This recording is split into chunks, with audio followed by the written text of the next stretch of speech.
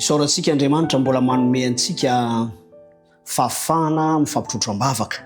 Koa asaiko ampitiavana ary ianao fa hiara-manatanteraka izany isika. Rainay tsara indrindra izay any an-danitro, rainay amin'ny alalan'i Jesosy Kristy. Misaotra anao zahay ny ahafahanay mbola manatanteraka izao fiombonam-bavaka izao.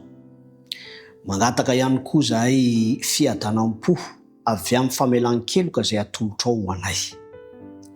Raha manonona manokana izao vavaka izao zay ho an'ny Alexa zay na dia efa nandalo fikarakarana ara-pahasalamana aza izy, traitement natao, mihatsara izany kanefa misy fandidiana izay tsy maintsy ho hatrehana mba hatomombana ny fahasalamana.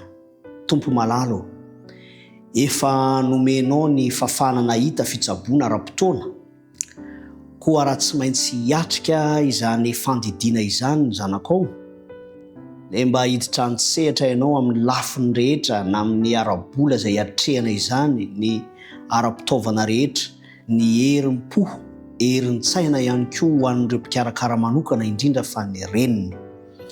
Koa mino sy mahatoky izay Tompo fa ianao no andamina ny zavatra rehetra, koa tononona ny vavaka ao amin'ny anaran'i Jesosy Kristy. Amen.